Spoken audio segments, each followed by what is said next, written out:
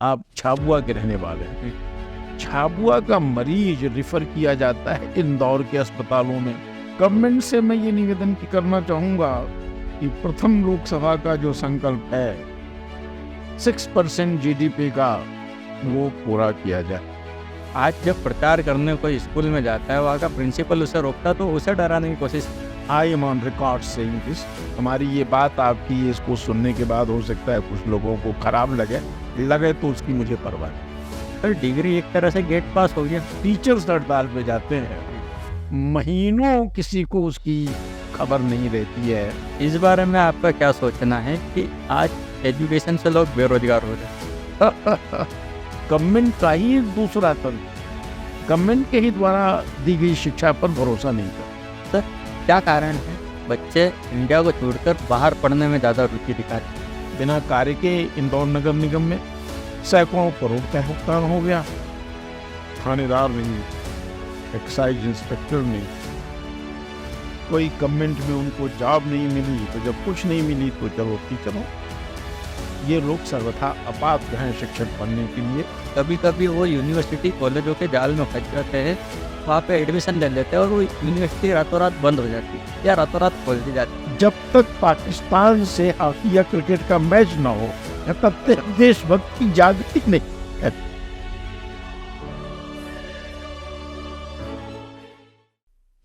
Hello and welcome viewers, आज के हमारे इस पॉडकास्ट में आप सबका बहुत बहुत स्वागत। आज के हमारे गेस्ट हैं डॉक्टर प्रभु नारायण मिश्रा सर।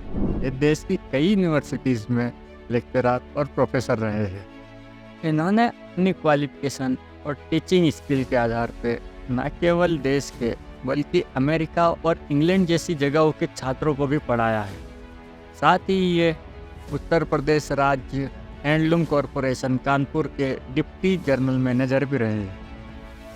आज का ये पॉडकास्ट स्टूडेंट्स और उनके पेरेंट्स, साथ ही एजुकेशन सिस्टम से जुड़े हुए लोगों के साथ साथ भारत के इतिहास और राजनीति क्षेत्र में रुचि रखने वाले लोगों के लिए भी बहुत वैल्यूएबल होने वाला है। आज के इस पॉडकास्ट में हमने बदलते एजुकेशन सिस्टम के बारे में जाना है। साथ ही हमने ये जाना है कि कैसे कोई स्टूडेंट यूनिवर्सिटी में एडमिशन लेने से पहले ये जाने कि जिसमें वो एडमिशन ले रहा है वो फर्जी यूनिवर्सिटी तो नहीं है। इस पॉडकास्ट में हमने भारतीय स्टूडेंट और विदेशी स्टूडेंट्स के बीच के फ़र्कों को समझा है। साथ ही इस पॉडकास्ट में हमने भारत की शिक्षा, राजनीतिक स्तर और भारत के इतिहास को समझा है।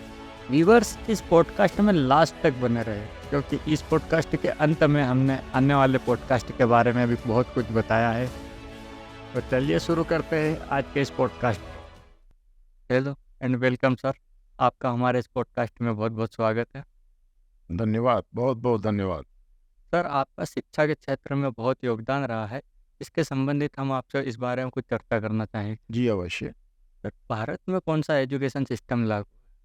देखिए, इसका थोड़ा मैं लंबा उत्तर दूंगा। जी बिल्कुल। बहुत व्यापक कंसल्टेशन के आधार पर 2020 में राष्ट्रीय शिक्षा नीति की घोषणा की गई। कुछ लोग उसको भारतीय शिक्षा नीति कहते हैं, कुछ लोग उसको नई शिक्षा नीति कहते हैं, लेकिन तकनीकी रूप से उसका सही नाम है राष्ट्रीय शिक्षा नीति 2020।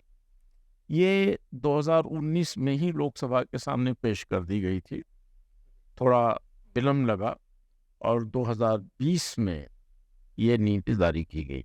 जैसे इस नीति ने पढ़ने लिखने में उम्र का बंधन समाप्त कर दिया है। मेरी उम्र 67 ईयर्स की आज है। मैं चाहूँ तो फिर से यूनिवर्सिटी में जा सकता हूँ, नाम लिखा सकता हूँ। तो न तो न्यूनतम एज रह गई है, न अधिकतम एज रह गई है। आजीवन आप अध्ययन करते रह सकते हैं। अब दूसरी बड़ी महत्वपूर्ण बात यह कि मान लीजिए आपने आर्ट साइड के विषय पढ़ने शुरू किए, हिंदी मान लीजिए पढ़ना शुरू किया, हिंदी में प्रकृति वर्णन आने लगा और उससे लगा कि आपकी रुचि तो वनस्पतियों में भी है, तो आप बॉटनी की भी पढ़ाई शुरू कर सकते हैं। साथ साथ बॉटनी भी पढ़िए, यानी एक विधा से दूसरे विधा में आप मत परिवर्तन करने के लिए स्वतंत्र बदल सकते हैं। और ड्रॉप इन ड्रॉप आउट जैसी व्यवस्था है। अभी आपने कुछ पढ़ाई कर ली, अब आगे मान लीजिए आपके पास समय और साधन नहीं है, छोड़ के चले जाइए। जब फिर से समय और साधन हो जाएँ, तब आकर के फिर से पढ़ाई करना शुरू कर दीजिए। ये हमारी शिक्षा नीति पर, ये अमेरिकन शिक्षा नीति का ये स्पष्ट प्रभाव है। वहाँ पर वैसी व्यवस्थाएँ हैं। और फिर अगली बात कि भारतीय भाषाओं में पढ़ाई, ध्यान रखिएगा, हिंदी की बात नहीं हो रही है, भारतीय भाषाओं की पढ़ाई हो रही है, मातृभाषा में पढ़ाई होने की बात की जा रही है। दुनिया के सारे शिक्षाविद ये मानते रहे हैं कि कम से कम प्रारंभिक शिक्षा मातृभाषा में होनी चाहिए, जो हम नहीं करते रहे हैं। लेकिन आज कम से कम शिक्षा नीति उस बात का समर्थन करती है कि आपकी जो प्रारंभिक शिक्षा है, कम से कम, और ऊपर की भी शिक्षा भी, वो आपके मातृभाषा में हो। और भारतीय ज्ञान परंपरा, जो हमारा देशज ज्ञान है, जो इस देश की परिस्थितियों में जो ज्ञान पैदा हुआ है, उसका जितना भी हम समावेश करना चाहे अपने शिक्षण में और पाठ्यक्रमों में, ये हमें करने की इजाजत तो पहले भी थी, कोई रोक टोक तो नहीं थी कि आप भारतीय ज्ञान की बात नहीं करेंगे, पर अब उसका प्रोत्साहन। ये रहा लबोलबाब शॉर्ट में आपके सवाल का उत्तर। सर, अभी जानना यह है, आप बता रहे हो कि अब किसी भी उम्र में शिक्षा में एडमिशन ले सकते हैं। सर, पहले भी प्रौढ़ शिक्षा करके चला। हाँ, देखिए, प्रौढ़ शिक्षा बिल्कुल चला करती थी, लेकिन दूरस्थ शिक्षा भी होती थी। डिस्टेंस एजुकेशन की जो वर्किंग लोग हैं, जी। वो पढ़ें। लेकिन प्रौढ़ शिक्षा कुछ ही विषयों में हुआ करती थी, आप देखिएगा। जी। जैसे प्रौढ़ शिक्षा में हम फिजिक्स पढ़ना चाहें तो नहीं पढ़ सकते, रसायन पढ़ना चाहें तो नहीं पढ़ सकते। प्रौढ़ शिक्षा में पढ़ने पढ़ाए जाने वाले विषयों की एक सीमा, और राष्ट्रीय शिक्षा नीति में वो सीमा खत्म हो गई है कि मैं गणित पढ़ना चाहता हूँ, अब एक सेमेस्टर की मैंने पढ़ाई कर ली, अब मेरा पैसा खत्म हो गया, या जो मुझे छुट्टी मिली थी वो खत्म हो गई, तो मैं पैसा कमा करके फिर से आकर के जमा करूंगा, फिर से हम एडमिशन ले लेंगे। तो प्रौढ़ शिक्षा और राष्ट्रीय शिक्षा नीति में जो एग्जिट और एंट्री पॉलिसी है, उसमें एक अंतर ये है कि प्रौढ़ शिक्षा कुछ विषयों, वो ज्यादातर प्रौढ़ शिक्षा के जो विषय थे वो व्यावसायिक विषय थे। राष्ट्रीय शिक्षा नीति में वो सुविधा सारे विषयों के लिए उपलब्ध है, सिर्फ एक या दो या कुछ विषयों के लिए उपलब्ध नहीं है। ये मूल उसमें फर्क है। सर, जानना ये चाहेंगे कि इसी शिक्षा नीति के आधार पे ग्रामीण और शहरी शिक्षा के बीच में जो अंतर है, उनके विकास का अंतर, वो कैसे कम आ सकते हैं? आप ये देखिए कि गांव और शहर शिक्षा के माने में ही नहीं, हर माने में उनके भीतर अंदर दुनिया बहुत है। शिक्षा एक है। जो स्वास्थ्य सुविधाएं शहरों में उपलब्ध हैं, क्या वो गांव में उपलब्ध है? जो स्वास्थ्य सुविधाएं बड़े शहरों में उपलब्ध हैं, क्या वो छोटे शहरों में उपलब्ध हैं? जैसे आप झाबुआ के रहने वाले हैं, झाबुआ का मरीज रिफर किया जाता है इंदौर के अस्पतालों में, इंदौर में रिफर किया जाता है। इंदौर के मरीज को हम दिल्ली और बॉम्बे रिफर करते हैं, दिल्ली और बॉम्बे के मरीजों को हम लंदन और न्यूयॉर्क रिफर करते हैं। तो जो न केवल शिक्षा ही, अन्य जो सामाजिक हमारे प्रकल्प हैं और सेवाएं हैं शहरों और गांवों में, उसमें बहुत अंतर है। गांव में उस प्रकार के इंफ्रास्ट्रक्चर नहीं है, गांव में प्राइवेट एंटरप्रेन्योर शायद जाना न चाहें, उस कैलिबर के शायद वहां पर शिक्षक भी न हो, ये कारण है। लेकिन हाँ, इसको दूर करना चाहिए और इसको दूर किया जाना चाहिए। तो हमें शहरी और ग्रामीण शिक्षा के अंतर को समाप्त करने के लिए सबसे पहला काम ये करना पड़ेगा कि आधार संरचना शिक्षा के लिए जो आवश्यक है, वो गांव में शहर से बेहतर प्रोवाइड करें। तो जाहिर है कुछ उत्साही शिक्षक गांव में रह करके पढ़ाना चाहेंगे। हमें कंप्यूटर, हमें अबाध विद्युत सप्लाई चाहिए, अगर अबाध विद्युत सप्लाई नहीं है तो हमें जनरेटर चाहिए। अगर ये सारी चीजें आप नहीं दे सकते हैं, तो कुछ एक विषयों की पढ़ाई तो हम गांव में करा ही नहीं सकते।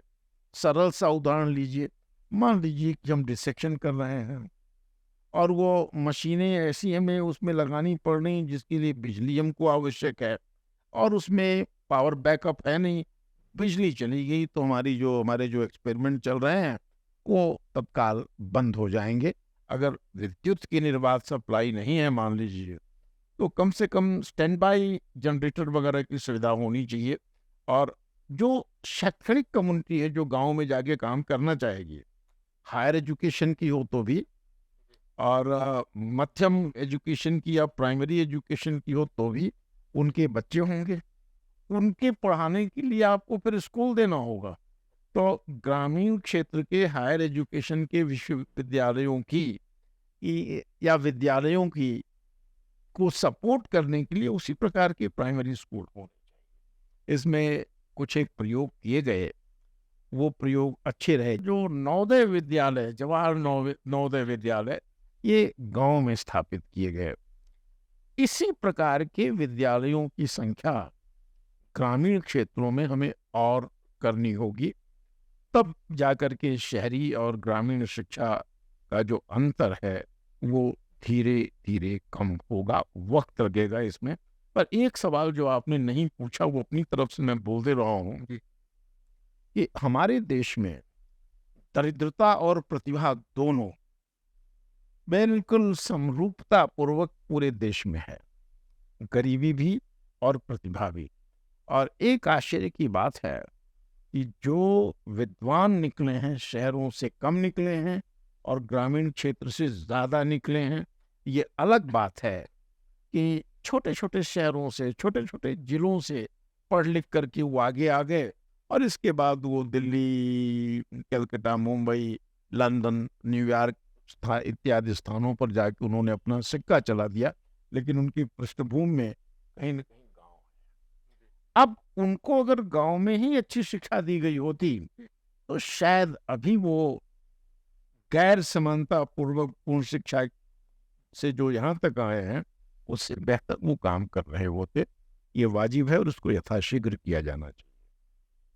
इन चीज़ों के बारे में सरकार कुछ कर रही है क्या? देखिए, अब मैं क्या बताऊं सरकार क्या कर रही है। शिक्षा किसी की प्राथमिकता नहीं। I am on record saying this. हमारी ये बात आपकी इसको सुनने के बाद हो सकता है कुछ लोगों को खराब लगे तो उसकी मुझे परवाह नहीं। ट्रक ड्राइवर जब हड़ताल पे जाता है तो 12 घंटे 24 घंटे के भीतर ट्रांसपोर्ट मिनिस्टर उससे बात करता है और हड़ताल को जल्दी से जल्दी खत्म कराने की कोशिश करता है। प्राइमरी के, सेकेंडरी के, यूनिवर्सिटी के जब टीचर्स हड़ताल पे जाते हैं, महीनों किसी को उसकी खबर नहीं रहती है क्या ये टीचर्स हड़ताल पे बैठे हैं, और कोई जाके पूछ तो ले कि आपको तकलीफ क्या है, क्यों आपने पढ़ाना बंद करके आप हड़ताल किए हुए हैं या धरना लगाए बैठे हुए हैं। शिक्षा में जो आज आप इन्वेस्ट करेंगे उसका फल आपको कल नहीं मिलेगा, उसका फल 25 साल बाद मिलेगा, 10 साल बाद मिलेगा, 15 साल बाद मिलेगा।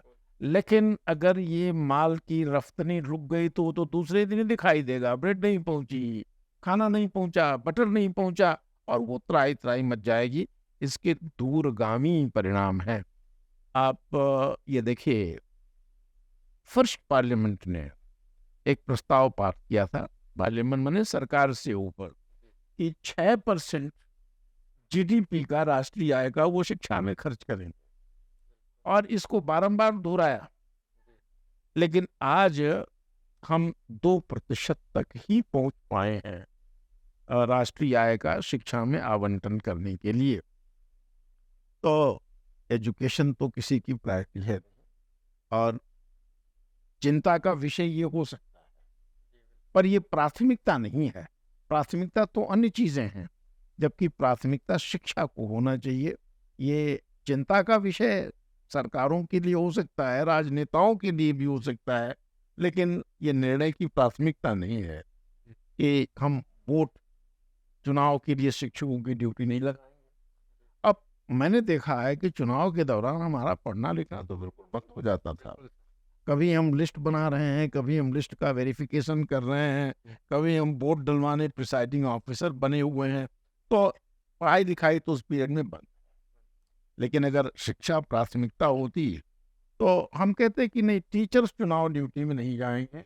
वोटिंग के दिन के अलावा हर दिन हर शिक्षक अपनी कक्षा में उपलब्ध रहेगा। इससे ये दिखाई पड़ता है कि हमारी प्राथमिकता। ये प्रस्ताव तो सर अभी भी आप सरकार के सामने रख सकते हैं, टीचर रखा है कई बार। देखिए, मैं तो 2 बार देवी अहिल्या विश्वविद्यालय शिक्षक संघ का अध्यक्ष भी रहा हूँ कि हम ये प्रस्ताव भेजते रहते हैं।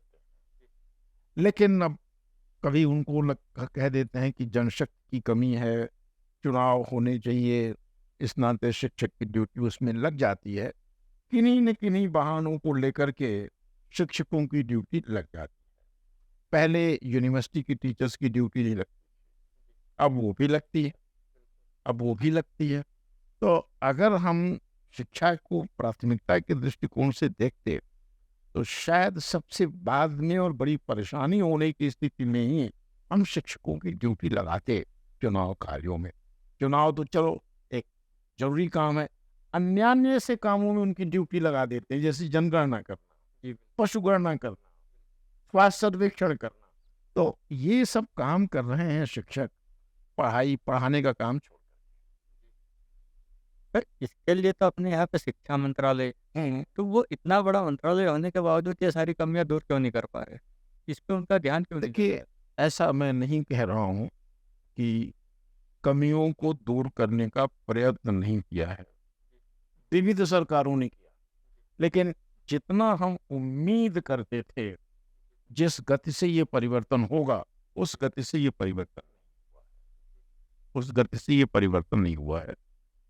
जिस गति से बुद्धिजीवी या समाज आशा करता था कि इस तेजी से परिवर्तन होगा। सर जो टीचरों की अपन बात कर रहे थे, टीचरों की ड्यूटी अनावश्यक लगा देते हैं, तो इसमें किसी और विभाग के व्यक्तियों को भी तो ये लगा सकते हैं ड्यूटी। सब ये लगाते हैं, पर टीचर्स की ज्यादा लगाते हैं। कारण जो ये इजिली अवेलेबल हो जाते हैं और इनके जो हेड्स हैं वो रजिस्ट नहीं करते हैं, तो चले जाते हैं ये। अब देखिए, जैसे रेवेन्यू डिपार्टमेंट है, कलेक्ट्रेट का जो डिपार्टमेंट जी, है, बिल्कुल। वो तो इस बहाने से बैठे रहते हैं कि हम तो चुनाव करा ही रहे हैं। तो जिनको ड्यूटी करना चाहिए या जिनकी उतनी आवश्यकता नहीं है, सेल्स टैक्स है, इनकम टैक्स है, रेवेन्यू डिपार्टमेंट है, इन डिपार्टमेंट के लोगों की ड्यूटी लगाइए। एनिमल हस्बेंड्री है, इन सारे डिपार्टमेंट के लोगों की ड्यूटी आप लगाइए और शिक्षा को छोड़ दीजिए और चिकित्सा को छोड़ दीजिए। चिकित्सा तो आपको रोज रोज जरूरी है, शिक्षा का परिणाम तो 25 वर्ष बाद आपको दिखेगा, 20 वर्ष बाद दिखेगा। तो आप हमारे इस पॉडकास्ट के जरिए गवर्नमेंट से कोई आह्वान करना चाहेंगे? गवर्नमेंट से मैं ये निवेदन करना चाहूंगा कि प्रथम लोकसभा का जो संकल्प है 6% जीडीपी का, वो पूरा किया जाए। और जो शैक्षिक पद विभिन्न विश्वविद्यालयों में, इंस्टीट्यूशन ऑफ हायर एजुकेशन में खाली हैं, उनको भरा जाए। और तीसरा ये कि सरकारी हस्तक्षेप न हो, शिक्षा के संस्थान शिक्षाविदों द्वारा चलाए जाएं, ये या समाज के सहयोग से चलाए जाएं, ये प्रशासकों द्वारा न चलाए जाएं। सर आजकल देखने में आता है कि किसी भी दल के, राजनीतिक दल के लोग स्कूल तक में प्रचार कर रहे हैं, वहाँ के बच्चों से ज्वाइनिंग करा रहे हैं, तो वो तो बिल्कुल ये सरासर गलत है। फिर रोक क्यों नहीं लगाती है सरकार? अगर कभी मैंने पर्सनली ऐसा देखा है कि वर्तमान सरकार के लोग जाके प्रचार, युवा नेता प्रचार कर रहे हैं, लड़कों से ज्वाइनिंग करा रहे हैं। आपका ऑब्जर्वेशन बिल्कुल सही है, और उसमें किसी एक राजनीतिक दल को दोषी भी नहीं बता सकते।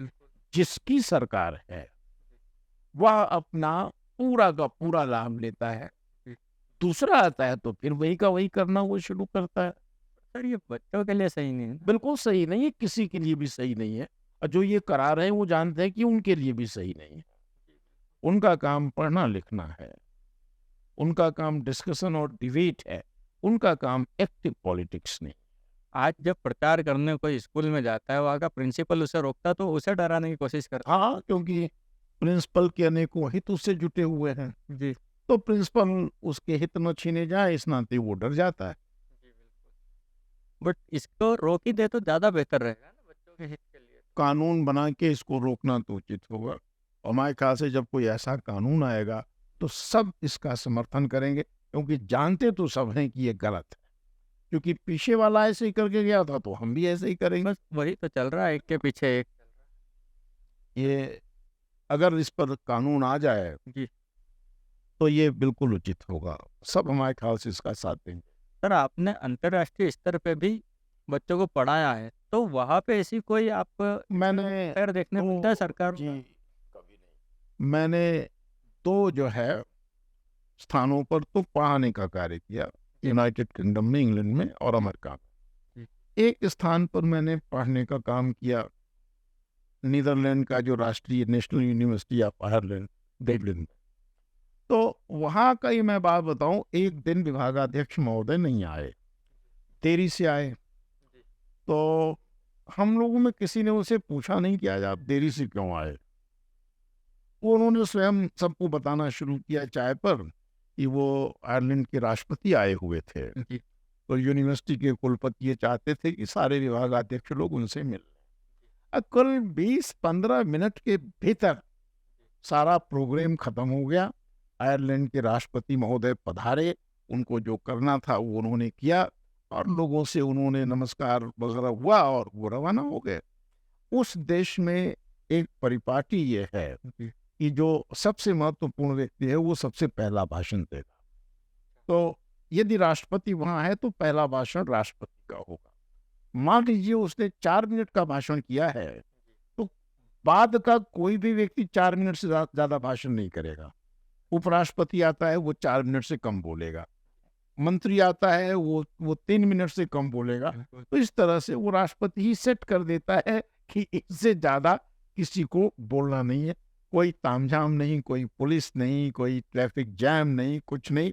राष्ट्रपति महोदय विश्वविद्यालय में आ रहे हैं और अपना कार्य करके जा रहे हैं, कहीं कोई हल्ला गुल्ला नहीं। 2 स्थानों पर हमने पढ़ाने का काम किया।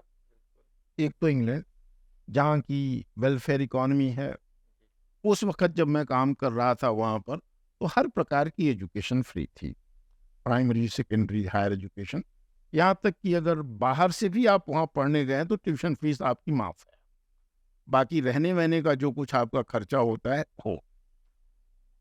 वहाँ पर हायर एजुकेशन से ज़्यादातर लोगों का मतलब नहीं है, विद्यार्थियों का। क्योंकि जिसको वहाँ ओ ग्रेड और ए ग्रेड कहते हैं, 10वीं और 12वीं, 10वीं और 12वीं के बाद ही लोगों को नौकरियां मिल जाती। इस नाते हायर एजुकेशन में वही आएगा जिसको रिसर्च में जाना है, जिसको टीचिंग में जाना है। तो हायर एजुकेशन में ऐसा कोई वहाँ भीड़ नहीं है।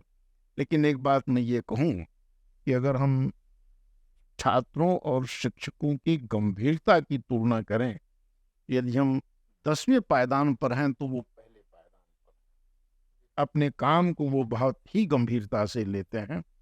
अमेरिका का जो है अनुभव मुझे, वो कैपिटलिस्टिक इकोनॉमी है और वहाँ पर तो पढ़ने का आपको पैसा देना पड़ता है। अगर आप यूनिवर्सिटी में पढ़ने आए हैं तो कोई ना कोई पैसा आपका भर रहा है। प्रायः ये होता है कि विद्यार्थी काम करते हुए फीस जुटाता है और उस फीस से वो अपना पैसा जुटाता है, उस पैसे से वो फीस देता है। और ये भी कि उसने नौकरी वोकरी करके पैसा जोड़ लिया है, अब उस पैसे से वो फीस भरेगा और वो इसके बाद वहाँ पढ़ाई करेगा। तो वो तो अपने एक-एक डॉलर का मूल्य वसूल करना चाहते हैं, एक-एक डॉलर का मूल्य वसूल करना चाहते हैं। अगर उन्होंने $20 की फीस भरी है तो उस प्रकार की फिर उनको शिक्षा मिलनी चाहिए। तो ये पूरे सिस्टम को, विद्यार्थियों की डिमांड जो है, ये पूरे सिस्टम को एकदम टाइट रखती है कि टीचर भी ठीक से काम करेंगे, विद्यार्थी उनसे डिमांड करते हैं। यहाँ हमारे यहाँ स्थिति है 10वीं के बाद कुछ नहीं तो 12वीं कर लो। 12वीं के बाद अगर कोई महत्वपूर्ण चीज़ नहीं मिली, इंजीनियरिंग और MBBS वगैरह में आपका एडमिशन नहीं हुआ तो BSc कर लो या BCom कर लो। यानी जब तक आप किसी सही ढर्रे पर नहीं लग जाते हैं तब तक डिग्री पर डिग्री पर डिग्री पर लेते जाइए। अब मान लीजिए कोई X विषय पढ़ रहा है, भाषा विज्ञान मान लीजिए कोई पढ़ रहा है या संस्कृत साहित्य पढ़ रहा है, उसे जाके पूछो भाई संस्कृत साहित्य तुम पढ़ने क्यों आए? या भाषा विज्ञान तुम पढ़ने क्यों आए? तो वो शायद 100 में से 1-2 विद्यार्थी होंगे कि उसकी साहित्य में दिलचस्पी है, इस नाते वो पढ़ने आया है। या 1-2 मिलेंगे जो कहेंगे कि भाषा विज्ञान में हमारी दिलचस्पी है, तो इस नाते मैं पढ़ने आया हूँ। कोई कहेगा नंबर ज़्यादा मिल जाते हैं, कोई कहेगा आसानी से एडमिशन हो जाता है, कोई कहेगा कि साहब फलाँ विषय में नहीं हुआ तो यही खाली था तो मैंने इसी में एडमिशन ले लिया। वो सीरियसनेस नहीं, वो बिल्कुल सीरियसनेस नहीं है। इस हिसाब से आज के टाइम में डिग्री की वैल्यू क्या है? कुछ नहीं है। डिग्री एक रसीद है, ये भी मैं ज़िम्मेदारी से कह रहा हूँ आपसे। एक रसीद है जो फीस भुगतान के एवज में आपको दी गई है। एक ये प्लेटफ़ॉर्म टिकट है, कि ये मिनिमम एलिजिबिलिटी है ग्रेजुएशन, तो वो कागज़ आप दिखाएँगे तो उस एग्ज़ाम में बैठ सकते हैं। तो ये दिए गए फीस की रसीद है या ये प्लेटफ़ॉर्म टिकट के बराबर है। बाकी हर स्थान पर आपको दरवाज़ा खटखटाना है, ताकत लगा के उस दरवाजे में घुसना है। अगर आपकी परीक्षा व्यवस्थाएँ इतनी ही मज़बूत होती, तो यूनियन पब्लिक सर्विस कमीशन को अलग से परीक्षा लेने की क्या ज़रूरत पड़ती? स्टेट पब्लिक सर्विस कमीशंस को अलग से क्या परीक्षा लेने की ज़रूरत पड़ती? उनको तो ये होना चाहिए कि भाई यूनिवर्सिटी से ग्रेजुएट है और सारी यूनिवर्सिटीज़ एक जैसी हैं, तो इसको सीधे विचार करिए गवर्नमेंट जॉब देने के लिए। ऐसा नहीं होता। यानी गवर्नमेंट का ही एक दूसरा तंत्र, गवर्नमेंट के ही द्वारा दी गई शिक्षा पर भरोसा नहीं कर रहा। सर डिग्री एक तरह से गेट पास हो गया। वो गेट पास ही है वो, वहाँ पे बैठने बस वहाँ बैठने का गेट पास ही है वो। क्योंकि हर जगह तो आपको अपने को बार-बार प्रमाणित करना है। तो एक व्यक्ति खुद को कब तक प्रमाणित करेगा? सिर्फ जॉब यही विडंबना है। उसे सिर्फ एक बार प्रमाणित करना चाहिए हायर एजुकेशन के जो एग्जामिनेशन है उसमें, और वो प्रमाण पत्र उसके जीवन भर के लिए मान्य किया जाना चाहिए। इनको गणित में इतने नंबर मिले, भौतिक शास्त्र में इतने मिले, भाषा विज्ञान में इतने मिले, वो गड़बड़ है। सर जो फॉरेन कंट्रीज है वहाँ पे भी यही सिस्टम लागू है कि आप डिग्री करो और फिर हम एंट्रेंस एग्जाम लेंगे किसी जॉब के लिए। देखिए, मैं दोनों ही जिन 2 सिस्टम में मैंने काम किया है, मैं उनका अनुभव आपको बता देता हूँ। ठीक। अमेरिका, इंग्लैंड में, दोनों में ये है कि अगर आप हायर एजुकेशन के लिए गए हैं, इसका मतलब हायर एजुकेशन में आपकी दिलचस्पी, आप टीचर या रिसर्चर बनना चाहते हैं और उस डिग्री के लिए जो एलिजिबिलिटी रिक्वायरमेंट है, जैसे जीमेट पास करना है, test of English as a foreign language pass करना है, ये कर लिया। अब आगे जो आपकी परीक्षा होगी, उन्हीं विषयों की होगी जो विषय आपको पढ़ाए गए। बाकी बार-बार आपको प्रमाणित करने की ज़रूरत नहीं है। फिर तो जो एडिशनल आपको दिया गया है, आपको उसी का एग्ज़ामिनेशन देना है। कि हमने विश्वविद्यालय स्तर की या कुछ कठिन गणित पढ़ा दिया आपको, तो उस गणित की हम परीक्षा ले लेंगे। किस तरह से? सर इस बारे में आपका क्या सोचना है कि आज एजुकेशन से लोग बेरोजगार हो रहे हैं, उन्हें कोई जॉब ही नहीं मिल रहा है, एक तरह से बेरोजगार हो गए। ये बड़ा पेचीदा सवाल है। जिसे आप बेरोजगारी कहते हैं, उसका मेरे लिए अर्थ है सरकारी नौकरी या प्राइवेट सेक्टर की नौकरी। सरकार और प्राइवेट सेक्टर कभी इतने नौकरियां दे ही नहीं सकता। न सरकार दे सकती है, न प्राइवेट सेक्टर दे सकता है। आपने अनऑर्गेनाइज सेक्टर को देखा, वहां तो इतनी जॉब की आवश्यकता है, अच्छा लोहार नहीं मिलता है, अच्छा बढ़ई नहीं मिलता है। आपका नल खराब हो जाए, 2 दिन तक आपको प्लम्बर नहीं मिलेगा। उसमें वो कपड़ा-वपड़ा बाँध करके किसी तरह से पानी का, लेकिन अब हम यूनिवर्सिटी में आ गए हैं पढ़ने के लिए, तो हम प्लम्बिंग का काम कैसे करेंगे? हम लोहारगिरी का काम कैसे करेंगे? हम बढ़ईगिरी का काम कैसे करेंगे? हम नाई का काम कैसे करेंगे? हम कुम्हारी का काम कैसे करेंगे? हम मोची का काम, जूते पॉलिश करने का काम कैसे करेंगे? तो जो अनऑर्गेनाइज्ड सेक्टर के जॉब हैं, अगर हम उनकी गणना करें, तो वहाँ तो लोग उपलब्ध नहीं है। फॉर्मल सेक्टर की बात करें, गवर्नमेंट की अगर बात करें या कॉर्पोरेट सेक्टर की बात करें, उनकी एक सीमा है नौकरियां, उससे ज़्यादा नहीं दे सकते। कितने लोगों को आप प्रोविंशियल सिविल सर्विसेज में लेंगे या नेशनल एडमिनिस्ट्रेटिव सर्विसेज में, आईएसपीसीज में कितने लोगों को है? देयर इज अ लिमिट ना, सबको तो नहीं दे सकते। यहाँ तक कि सबको क्लर्क भी आप नहीं बना सकते। ये अनऑर्गेनाइज सेक्टर की तरफ देखना पड़ेगा। लेकिन प्रॉब्लम ये है कि ये शिक्षा प्राप्त कर लेने के बाद दफ्तर में बैठ के कलम चलाने के अलावा, कागज घिसने के अलावा हम किसी को रोजगार मान ही नहीं रहे। और वही हम रोजगार चाहते हैं, सरकारी नौकरी हो। फिर 15,000 में भी आज सरकारी नौकरी पे लाइन लग जाती है ना, बिल्कुल लग जा रही है। प्राइवेट सेक्टर में लाखों का पैकेज लाखों का पैकेज है, लाइन लग जाती है। पेरेंट्स, बच्चों के पेरेंट्स परेशान कर रहे हो। वही पढ़ाते हैं, वही सिखाते हैं इनको। देखिए, सरकारी नौकरी में एक बात तो ये रहती है, इसमें सुरक्षा है, काम नहीं करेंगे तो भी चलते रहेंगे। प्राइवेट में ऐसी सुरक्षा नहीं है, वहां आपको काम करना पड़ेगा। सरकार अभी बदलाव तो कर रही है, वो बदलाव आना चाहिए, जल्दी से जल्दी आना चाहिए, ताकि लोगों की आंखें खुले। सरकारी नौकरी में स्थिरता है, सैलरी कम है, पर आप तो रिटायर होने के समय ही रिटायर होंगे, काम करें या ना करें। लेकिन बाकी स्थानों पे इसी नाते सरकारी नौकरियों में भीड़ लगी है। जिसके पास 5 बीघा उपजाऊ जमीन है और मान लीजिए 1-2 लाख रुपए उसको कृषि में इन्वेस्ट करने के लिए है, उसे क्यों जाना चाहिए सरकारी नौकरी?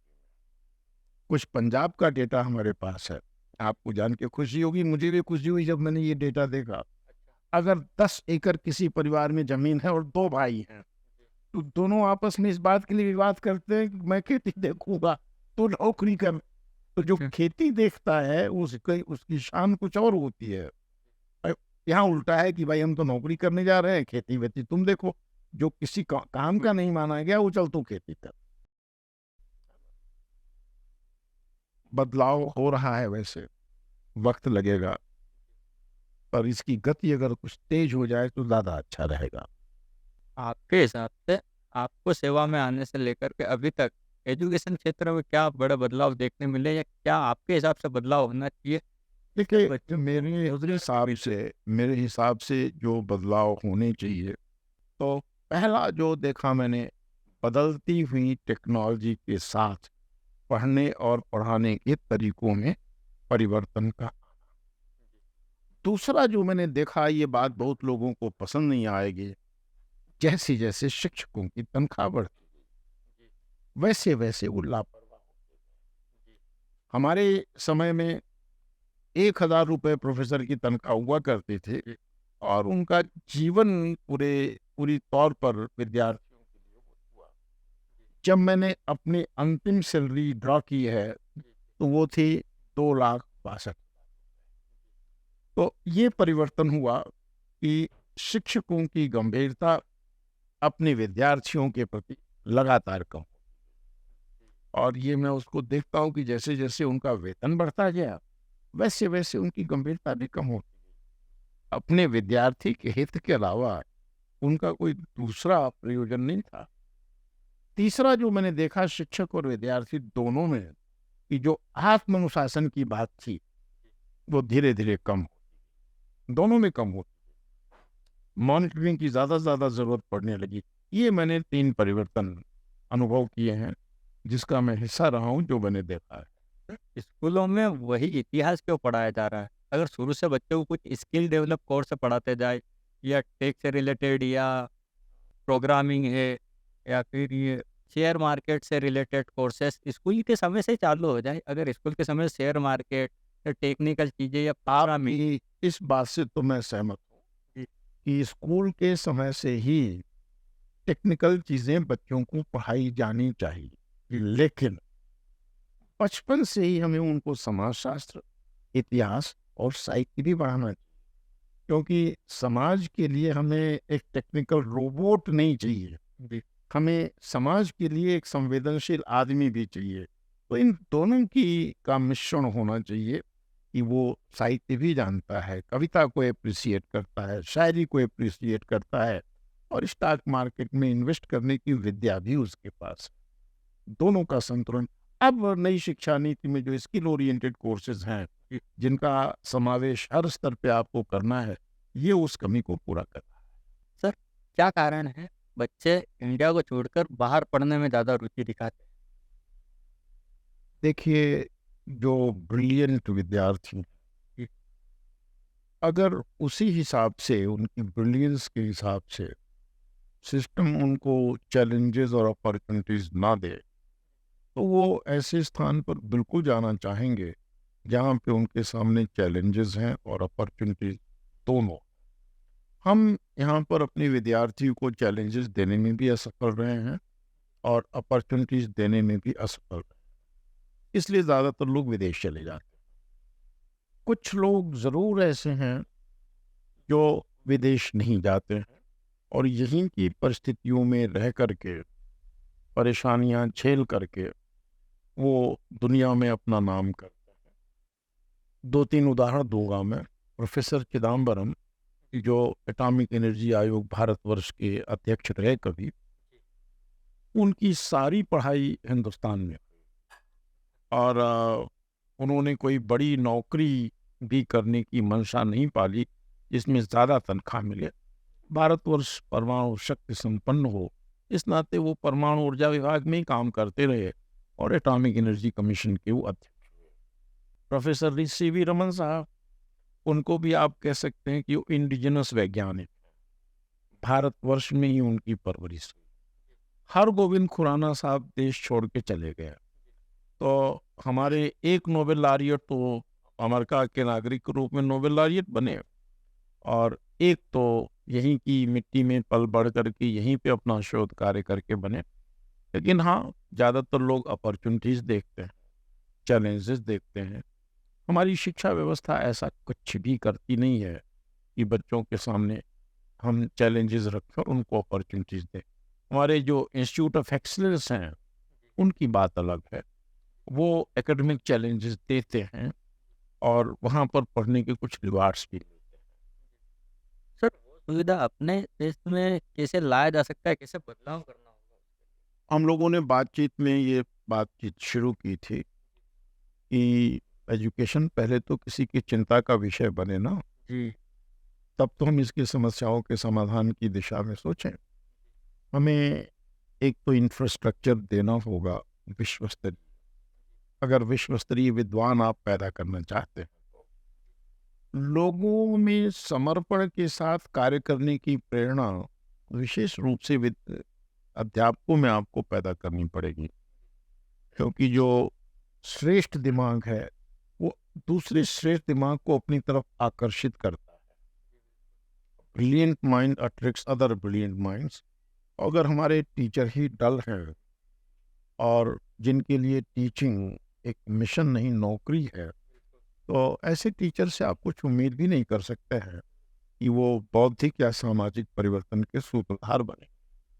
जो टीचर 10 से 5 को अपने यहाँ करता है, उसका काम 10 से 5 का है नहीं, वो तो 24 घंटे का है। भाई, शिक्षक के रूप में हमारा काम क्या है? ज्ञान का सृजन करना, ज्ञान का वितरण करना। ज्ञान का वितरण हम कई तरह से करते रहते हैं, संगोष्ठियों में है, चर्चाओं में है, क्लास में हम पढ़ा रहे हैं। इसके लिए एक औपचारिक परिस्थिति का होना अनिवार्य है। हॉल है, लोग बैठे हैं, बातचीत हो रही है। लेकिन ज्ञान के सृजन के लिए तो कोई आवश्यकता नहीं है। हमारा दिमाग है, हमारा संकल्प है, हमारे हाथ में पेन पेपर है। अगर कोई प्रयोगशाला आधारित भी अपना काम है तो प्रयोगशाला में परीक्षण हम बाद में कर लेंगे, और उसकी सैद्धांतिक चीजों को तो हम भी कर सकते हैं। सर, कुछ बच्चे बड़े एक्टिव होते हैं, वो चाहते हैं कि हम और आगे बढ़े, पर कभी कभी वो यूनिवर्सिटी कॉलेजों के जाल में फंस जाते हैं। वहाँ पे एडमिशन ले लेते हैं और वो यूनिवर्सिटी रातों रात बंद हो जाती है या रातों रात खोल दी जाती है। ये अपराध है, सामाजिक शैक्षणिक दोनों अपराध है। ये ऐसी परिस्थितियां हैं जहाँ पे सरकार को हस्तक्षेप करना चाहिए और ऐसे शिक्षा के व्यापारियों को दंडित करना चाहिए। फिर सरकार हस्तक्षेप तो कर रही है, पर अब उस बच्चे का क्या जो 4 साल के कोर्स में 2 साल वहाँ पे पढ़ लिया? देखिए, उसका तो कंपनसेशन हम नहीं कर सकते हैं। हाँ, ये जरूर कर सकते हैं कि जितनी पढ़ाई उसने कर ली है, आगे की पढ़ाई में ही हम उसको दूसरे विश्वविद्यालयों में डालें, ये तो कर सकते हैं। लेकिन जो उसके समय का नुकसान हो गया है, उसकी भरपाई बिल्कुल कोई नहीं कर सकता, उसकी भरपाई। तो सर, इसी चीजों के बारे में जब कॉलेज निर्मित हो रहे, यूनिवर्सिटी आ रही, तभी क्यों नहीं रोक लगे या उसका जन जागरण क्यों नहीं किया जा रहा? देखिए, एक बात आप जानिए, एक तो यह है कि कॉलेज हमने शैक्षिक कारणों से खड़े किए, दूसरा कॉलेज हमने राजनीतिक कारणों से खड़े किए हैं। ऐसे राजनीतिक कि एक क्षेत्र में हम कॉलेज खोल देंगे, कॉलेज खोलना भी लगभग एक इंडस्ट्री खोलने की जैसा हुआ, और उस कॉलेज को फिर हम चुनाव का मसला बनाएंगे कि हमने कॉलेज यहाँ पर खोल दिया है, अब आपके लड़कियों को दूर पढ़ने जाना नहीं पड़ेगा। ये राजनीतिक कारण हुआ। शैक्षिक कारण ये हुआ कि वहाँ पर शिक्षा की ज़्यादा ज़रूरत है, वहाँ के लोग दूर जा कर के, शहरों में जा कर के, बड़े स्थानों पे जा कर के उसका व्यय नहीं वहन कर सकते, तो वो शिक्षा हमें वहीं उनके स्थान पर देनी है। अगर यह शैक्षणिक और सामाजिक कार्यों से है तब तो उचित है, पर अगर वह राजनीतिक कारण से है तो वो ठीक नहीं है। आप ये देखें कि किसी अच्छे महाविद्यालय के लिए दो चीजें हमको लगभग बराबर बराबर चाहिए, एक की भी कमी नहीं होनी चाहिए। एक तो अच्छा शिक्षक, और दूसरे काम करने की योग्य होने पे आधारभूत संरचना हो। आपने अच्छा शिक्षक तो खोज निकाला, लेकिन वहां पे काम करने के लिए कोई संरचना नहीं है, तो वहां पे क्या काम करेगा वो? इन दोनों को बराबर का महत्व देना चाहिए। और शिक्षक के लिए जहां तक मेरा सोचना है कि उसके जो चयन की प्रक्रिया है ऐसी नहीं होनी चाहिए, जैसी है कि वो पब्लिकेशंस है उसके और किताबें उसकी हैं, 5-10 मिनट में कुछ लोगों ने बैठ के इंटरव्यू ले लिया और कह दिया कि ये शिक्षक होने के काबिल है। ये प्रक्रिया नहीं होनी चाहिए। उसमें ये भी देखना चाहिए कि ज्ञान के वितरण में और ज्ञान के सृजन में उसकी मनोवैज्ञानिक दिलचस्पी कितनी है। थानेदार नहीं हुए, एक्साइज इंस्पेक्टर नहीं हुए, कोई कमेंट में उनको जॉब नहीं मिली, तो जब कुछ नहीं मिली तो चलो टीचर हो जाओ। ये लोग सर्वथा अपात्र हैं शिक्षक बनने के लिए। वो मिशन मिस्ट्री जेल होनी चाहिए, इन्हें पढ़ाना है और इन्हें ज्ञान का सृजन करना है, तो इनका मनोवैज्ञानिक परीक्षण भी होना चाहिए। ऐसा जिसको कहते हैं कि reject of other professions must not be welcomed into education. बाकी जगहों से वो तिरस्कृत हैं तो शिक्षा में उनका स्वागत। पर इस तरह से तो सर, यही हो रहा है, इस तरह से तो शिक्षा की कमी हो जाएगी ना सर। और कमी बिल्कुल नहीं होगी। देखिए, कमी इस नाते नहीं होगी कि जहां पर वो लोग हैं वहां से आप उनको पकड़ के खोज के ले आइए। एक मैं घटना आपको बताऊं, आपको जैसे कोई योग्य व्यक्ति कम से कम विश्वविद्यालय में किसी पद पर जाने के लिए एप्लीकेशन तो नहीं डालेगा, वो आपको उसे खोजना पड़ेगा। Professor Rana day Poona university में दर्शन शास्त्र के प्रोफेसर, और प्रोफेसर जी.एन. झा इलाहाबाद विश्वविद्यालय के कुलपति थे, विश्वविख्यात दोनों थे।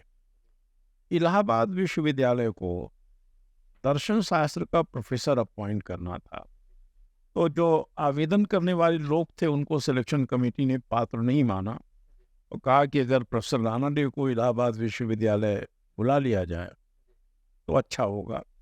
ऑफर लेटर लेकर के स्वयं कुलपति महोदय प्रोफेसर गंगानाथ झा पूना गए। वो पगड़ी बांधते थे, पगड़ी उन्होंने राणा डे साहब के पैरों में रख दी। बोले कि वो मैं इलाहाबाद का कुलपति हूँ और मैं ये चाहता हूँ कि आप इलाहाबाद के प्रोफेसर बने। वो कहते हैं कि पूना में मैं 6 महीने तपस्या करता हूँ और 6 महीने पढ़ाता हूँ। ये सुविधा मुझे पूना यूनिवर्सिटी ने दे रखी है। तो गंगानाथ झा जी कहते हैं कि आप इलाहाबाद में साल भर तपस्या करते रहिए और हमें ये सम्मान दे दीजिए कि आप इलाहाबाद विश्वविद्यालय के प्रोफेसर हैं। तो आपको इस तरह से स्काउटिंग पर निकलना पड़ेगा अच्छा टीचर खोजने के लिए। विज्ञापन निकालेंगे, विज्ञापन के माध्यम से कुछ लोग अप्लाई करेंगे, और जिसको मान लीजिए आपके सामने आकर के इंटरव्यू देने की चाह न हो, क्यों अप्लाई करे? लब्ध प्रतिष्ठित विद्वानों में एक बात ये भी होती है कि हम क्यों इंटरव्यू देने जाएं। तो जहां इस प्रकार के इंटरव्यू की अनिवार्यता है, आज भी जो इंटेलिजेंट डायरेक्टर से इंटरव्यू के लिए नहीं बुलाते हैं, उनको किसी लेक्चर के लिए बुला लिया कि sir please come on this date and deliver a lecture on this topic. उसी लेक्चर को सुनने के लिए बाकी लोग भी बैठे हुए हैं जिनको तथाकथित उसका उनका मूल्यांकन करना है। तो इंटरव्यू की फॉर्मेलिटी भी पूरी हो गई और उनकी जो जो ये जानना चाहते थे ये पता कर लिया। तो ये काम बड़ी संजीदगी के साथ करना पड़ेगा। फर्जी यूनिवर्सिटी के बारे में सर आपका क्या? ये क्राइम है, ये बाय लॉ। हर क्राइम को सोशल प्रेशर और बाय लॉ से ही रोका जा सकता है, कोई दूसरा तरीका नहीं है। यूनिवर्सिटी ग्रांट्स कमीशन हर साल लिस्ट जारी करती है फेक यूनिवर्सिटीज की।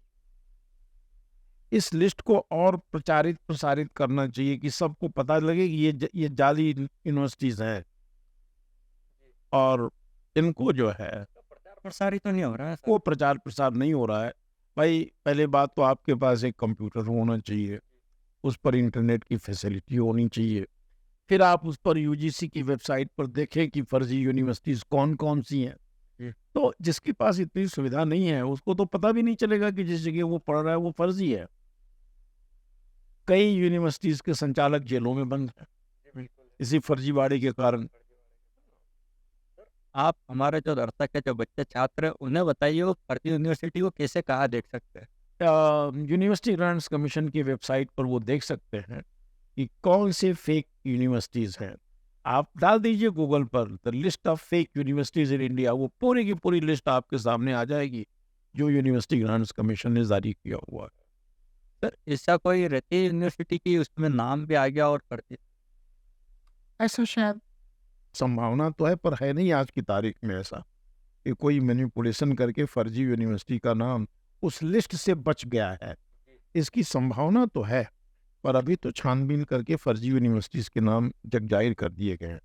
सर जैसा कि आपने out of country America England में बनाया, वहाँ पे यूनिवर्सिटीज का स्ट्रक्चर क्या होता है? वहाँ पर जैसे अपना स्ट्रक्चर है वैसा उनका भी स्ट्रक्चर है, लेकिन अमेरिका में यूनिवर्सिटी खोलना बहुत आसान है।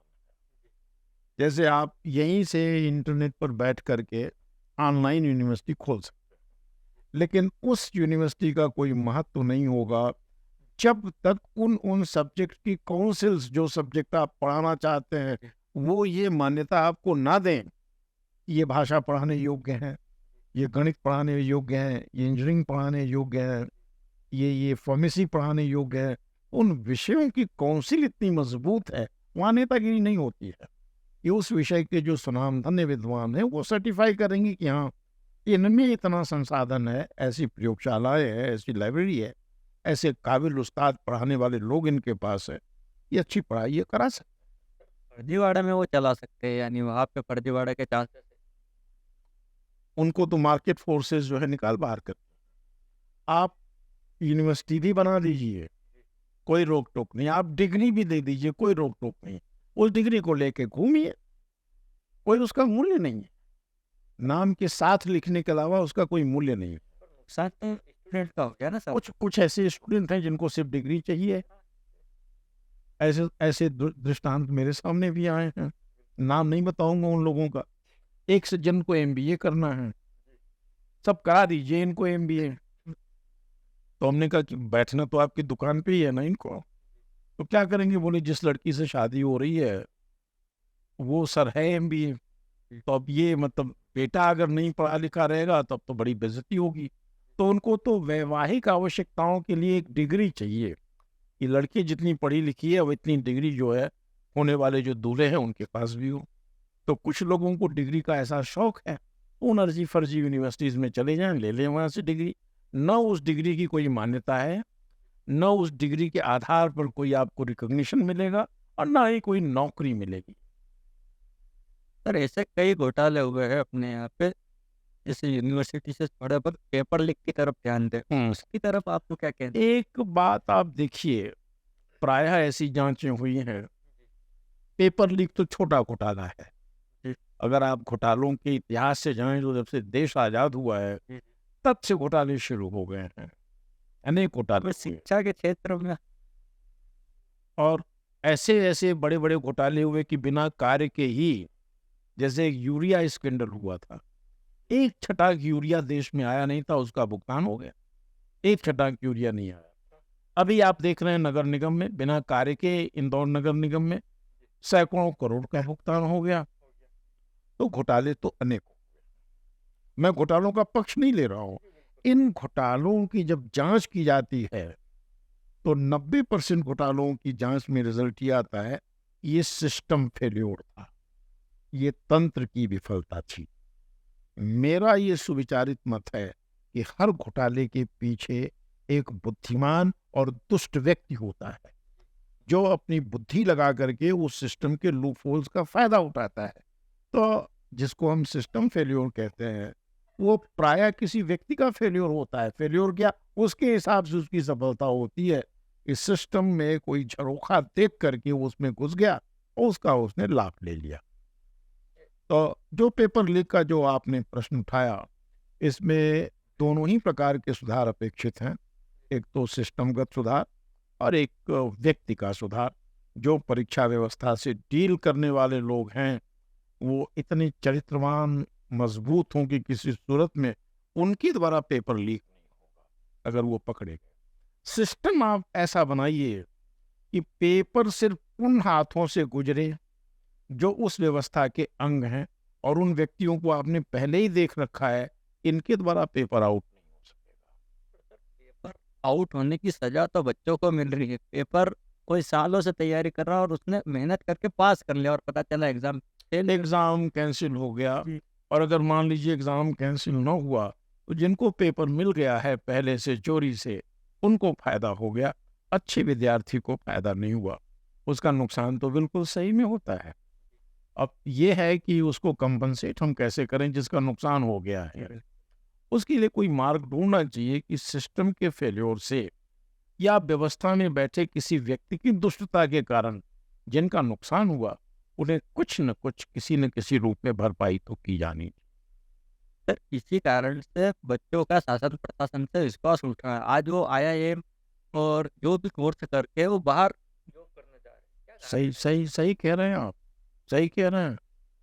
हमें अपनी व्यवस्था में लोगों का विश्वास तो पैदा करना होगा। ये हमारी व्यवस्था ट्रांसपेरेंट है और न्यायपूर्ण है। कैसे अपन चेंजेस ला सकते हैं? किसी व्यक्ति का तो स्वभाव जान नहीं सकते। आप कह रहे हो कि किसी पर्टिकुलर नहीं, तो ये मैं नहीं मानूंगा किसी व्यक्ति का स्वभाव नहीं जान सकते। मैं सिर्फ इतना मानूंगा कि किसी भी व्यक्ति का स्वभाव पूरी तौर पे नहीं जान सकते। जैसे ढेर सारे मनोवैज्ञानिक टेस्ट हैं, साइकोलॉजिकल टेस्ट हैं, जिनके द्वारा कमोबेश आप अंदाज लगा सकते हैं कि ये व्यक्ति भरोसे का है या नहीं, ये व्यक्ति ईमानदार है या नहीं। ऐसे कई सारे मनोवैज्ञानिक प्रशिक्षण हैं जिनके द्वारा हम ये पता लगा सकते हैं कि ये व्यक्ति कैसा है। 100% नहीं तो 95% तो हम लगा ही सकते हैं। लेकिन हमारी व्यवस्थाओं में इस प्रकार के मनोवैज्ञानिक टेस्टिंग की कोई व्यवस्था नहीं है कि हम पता लगाएं कि ये व्यक्ति जो है भरोसे का है, ईमानदार है या नहीं। सर, जो आजकल बच्चे कॉलेज पास करके 12th पास करके दिल्ली, पटना या अपना जो कोटा है वहाँ पे तैयारी करने जा रहे हैं और प्राइवेट सेक्टर उनसे बहुत ज़्यादा फीस ले रहा है ना।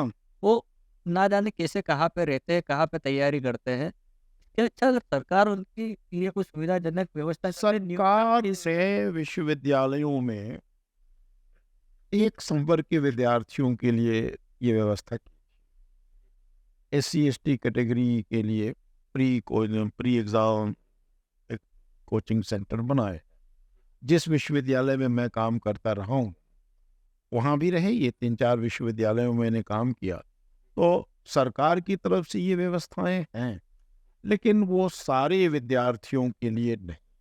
सर, विद्यार्थियों में तो बंटवारा नहीं करना चाहिए। SC/ST सामान्य विद्यार्थियों को एटलीस्ट विद्यार्थी वाली सुविधा तो ये तो आदर्श स्थिति की आप बात कर रहे हैं। पर जब मान लीजिए बंटवारा किया जाए तो बंटवारा कैसे होना चाहिए? शासन को दुर्बल के पक्ष में खड़ा होना चाहिए। बंटवारा इस प्रकार का किया जाना चाहिए कि जो शासन है वो शक्तिशाली के पक्ष में न झुके, वो दुर्बल के पक्ष में झुके। इस प्रकार का जो बंटवारा है वो तो अत्यंत मानवीय है और वो होना भी चाहिए। बंटवारा तो पहले ही हो गया ना। आप SC/ST में हो तो बात ही खत्म। बोले आप कितने काबिल हो, कितना ऐसा है आपके साथ। एक जो है SC/ST समुदाय की समस्याएं कुछ भिन्न हैं। ये सच है कि वो सामाजिक उपेक्षा के शिकार हुए हैं, लेकिन मैं बात करूं, लेकिन उसमें तो कुछ तो बड़े मोटे ताजे और मजबूत हैं। जी। उन्हें किसी प्रकार के संरक्षण की आवश्यकता बिल्कुल भी नहीं है ना? लेकिन उसमें जो ज़रूरतमंद हैं, जैसे एक मैं उदाहरण दूँ कि मान लीजिए आपके पास एक्स अमाउंट है देने के लिए और एक ही प्रकार के आर्थिक स्तर का एक ट्राइबल लड़की है और एक जनरल कैटेगरी की मान लीजिए ब्राह्मण या क्षत्रिय लड़की है। आप दे तो दोनों को दे दीजिए, बहुत अच्छी बात। पर है नहीं, एक ही को देने भर को है, तो किसको देना चाहेंगे आप? एसटी उसको देना चाहेंगे, क्योंकि जो ज़्यादा भूखा है उसको पहले खिलाएँगे। पर अब उस लड़की का क्या दोष कि वो सामान्य में? नहीं, वो तो अलग सवाल है। पर अभी जो हमारी हाइपोथेटिकल सिचुएशन है कि एक ही आर्थिक धरातल पर 2 लड़कियां हैं। एक बड़ी जाति से आई है और एक ट्राइबल कम्युनिटी से आई है। आपके पास सहायता की राशि एक ही वर्ग के लिए पर्याप्त है। किसको देना फिर जो काबिल हो उसको। देखिए, काबिलियत की जो परिभाषा है, ये सापेक्ष है और जिसे हम काबिलियत मानते हैं, जिसकी परीक्षा हम आईक्यू टेस्ट वगैरह में लेते हैं, हम काबिलियत कैसे नापते हैं? Mathematical ability, verbal ability, reasoning ability, यानी उसमें भाषा और गणित की प्रधानता है। उस काबिलियत को नापने में हम ये शामिल नहीं करते कि इसको पेड़ पे चढ़ने आता है। क्या पेड़ पे चढ़ना काबिलियत नहीं है? इसको दूध दोहने आता है या नहीं? क्या उसको मिट्टी की पहचान करने आता है कि नहीं? तो आपने जो काबिलियत के मानदंड बनाए हैं, उनका झुकाव ही शहरों की तरफ है, उनका झुकाव ही खाते-पीते लोगों की तरफ है। जो गणित पढ़े हैं, समझ रहा हूँ आपकी बात। आप वही काबिल है, जो दूध दूह लेता है वो काबिल नहीं है। एक मैं कहानी सुनाऊँ आपको, 2-3 बीच-बीच में सुनाता रहा। एक प्रोफ़ेसर साहब नाव में बैठे, नाविक ने नाव चलाना शुरू किया। तो प्रोफ़ेसर साहब पूछते हैं, आर्किमिडीज़ का सिद्धांत जानते हो?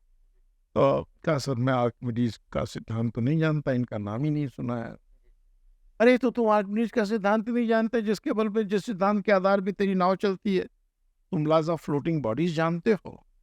तैरती वस्तुओं के नियम जानते हो? उसने कहा, सर मैं तो ये भी नहीं जानता कि इनका भी कोई नियम होता है। तो प्रोफ़ेसर साहब कहते हैं, मान लो, अब जान लो कि तुम्हारी 50% ज़िंदगी नष्ट, क्योंकि जो काम तुम कर रहे हो उसी के सिद्धांत तुमको नहीं मालूम है। तब तक आ गई आंधी। कहता है, प्रोफ़ेसर साहब तैरना जानते हैं? कहा, नहीं तैरना तो नहीं जानता मैं। कहता है, फिर तो आपकी पूरी ज़िंदगी व्यर्थ हो गई क्योंकि आज तैरने की आवश्यकता है। तो जो आपके आईक्यू टेस्ट हैं, काबिलियत की जो परीक्षण हैं, इस पर भी बहुत विवाद चले हैं कि ये लॉपसाइडेड है, एक पक्षी है और बहुत सारी स्किल्स जो होनी चाहिए उसका इनमें उल्लेख नहीं है। तो काबिलियत ये सापेक्ष है, ये निरपेक्ष नहीं। मतलब ये मान ले जो चल रहा है चलने दो। नहीं, उसको तो बिल्कुल नहीं चलने देना है। गलत भी सही, पर बदलने की कोशिश तो ज़रूर करना चाहिए। अब यह है कि काबिलियत की परिभाषा बनाना और काबिलियत के मानदंड निकालना, वो हर जगह पे चेंज हो रही, हर जगह पे वो हर चेंज हो पायदान रहा पे है। बदलती जा हर रही है। पायदान पर वो बदलती चली जा रही है, यही बात मैं कहना चाहता वो था। मैं कहा तो हर पायदान के लिए, हर स्थिति के लिए काबिलियत की परिभाषा अलग-अलग है। वैसे ही हर परिस्थिति के लिए वैज्ञानिकता की परिभाषा अलग-अलग है। जैसे-जैसे ज्ञान बढ़ेगा, जैसे-जैसे अनुभव बढ़ेगा, वैसे-वैसे वो परिभाषाएँ बदल जाएँगी।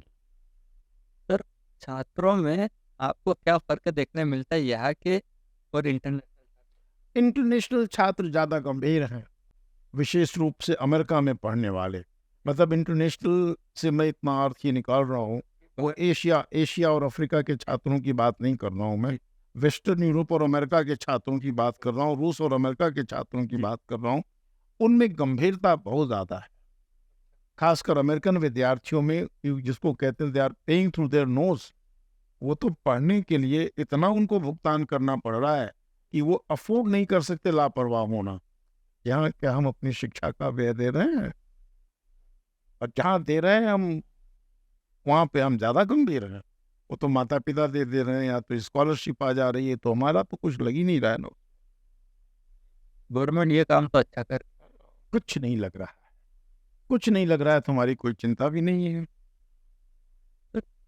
तरह के छात्र अपने यहाँ पे की स्किल डेवलप होने के चांस है। चांस तो है, चांस तो है। देखिए, भारतीयों की प्रतिभा पर शक नहीं किया जा सकता, क्योंकि जितनी एडवर्स कंडीशन में हम सरवाइव किए, हमारे ख्याल से दुनिया में कोई भी राष्ट्र इतने एडवर्स कंडीशंस में कभी सरवाइव नहीं किया है। तो हमारी प्रतिभा पर तो शक नहीं किया जा सकता, लेकिन हमारी प्रतिभा सदा ही जागृत नहीं रहती। जब कोई ऐसी चुनौती आगे खड़ी होती तब हमारी प्रतिभा जागृत होती है, जबकि उसको सदा ही, वैसे हमारी देशभक्ति, जब तक पाकिस्तान से हॉकी या क्रिकेट का मैच ना हो तब तक देशभक्ति जागती नहीं है। जब पाकिस्तान से हॉकी या क्रिकेट का मैच हो रहा हो, और वो भी मैच अगर ऑस्ट्रेलिया के साथ हो तो उतनी नहीं जगेगी, देखेगा भी नहीं। पाकिस्तान से अगर मैच हो रहा है तो वो देशभक्ति बिल्कुल पराकाष्ठा पर रहेगी। 6 बार तो इंदौर स्वच्छतम शहर हो चुका है, बिल्कुल 7वीं बार हमको इससे कुछ बेहतर करना है। ह्यूमन क्लोनिंग के लिए जरूर ये कह दिया है कि आप आदमी बनाने की कोशिश नहीं करें। सर, उन्होंने बहुत कुछ किया है, देश में ताजमहल बना है, कुतुब मीनार बना है, पर आज की जो राजनीति है वो उनके नाम बदलने या उनको तोड़ने पे उतारू। प्रतिभाशाली लोगों का शासन कभी भी नहीं हो सकता, अतिशय बुद्धिमान लोगों का शासन कभी नहीं। ये तो गजब हो रहा है, तो अनर्थ हो रहा है, तो भगवान के काम में हस्तक्षेप हो रहा है। याद शब्द से जुड़ा हुए बहुत सारी, जबकि उसके मायने बहुत अलग है। वो बड़े प्रेम भाव में और सही दिशा में बोला गया है। समाज में धर्म के प्रति लोगों की इतनी आस्था है कि वो अगर बात समझ में ना आए तो आदमी को मारने में उतार। न तो सड़क पे गणेश जी की पूजा होगी, न सड़क पे नमाज अदा।